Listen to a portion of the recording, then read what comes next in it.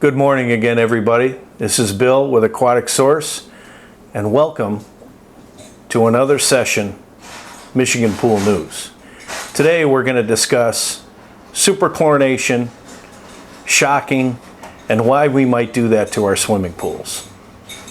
First of all, let's remember, the MDEQ has a written protocol that you must follow for any type of fecal contamination or bloodborne pathogen that may be introduced into your swimming pool. For further information on those protocols, feel free to contact us in the office. With regards to superchlorinating, let's ask why. Is the pool a little bit hazy? It's been really hot and sunny, heavy bather loads. What we want to attain is breakpoint chlorination. How do we find breakpoint chlorination?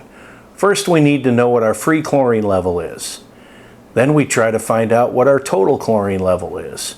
We subtract the free from the total and we get our combined chlorine. We multiply that number by 10 and we know that's how much we need to reach breakpoint chlorination. Then we look at our swimming pool volume and we decide how many gallons of liquid chlorine or how many pounds of Cal Hypo shock we might need to our body of water to reach breakpoint chlorination. And when we dose our swimming pools, we always use 120,000 gallons of water as the base swimming pool to work with, because 1 pound of liquid chlorine at 12% available or 1.5 pounds of Cal Hypo shock will take 120,000 gallons of water and move it 1 part per million.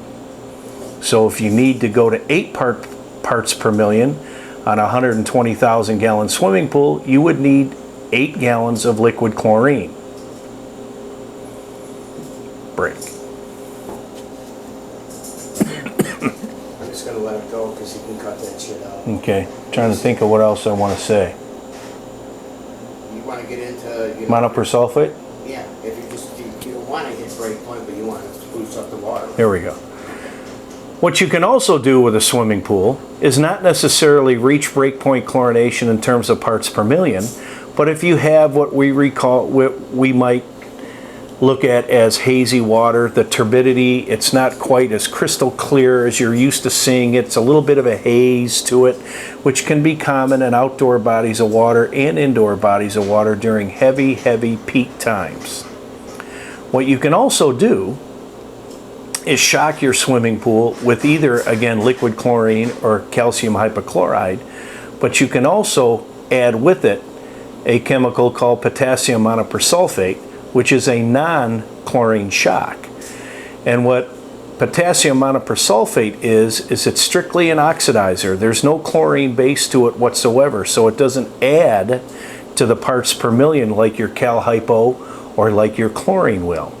So what you can do is add some chlorine, either Cal Hypo or liquid, along with potassium monopersulfate, which is a strict oxidizer. It's very selective.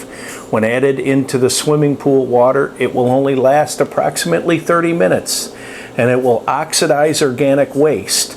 It's kind of like a helper to the chlorine molecule. So what the monopersulfate essentially does is it goes after the small stuff, so that your chlorine molecule can go after the big stuff. And it is a effective chemical that can be used along with a chlorine-based product to effectively oxidize organic waste in heavily used swimming pools without raising the parts per million to a number where you have to wait and either dechlor the pool or wait for the chlorine level to come down before you open it up to the public.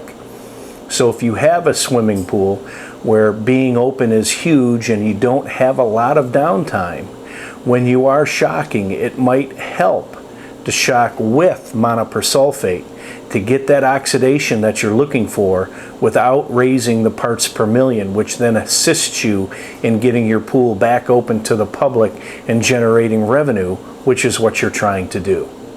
Again, this is Bill from Aquatic Source. Have a great day.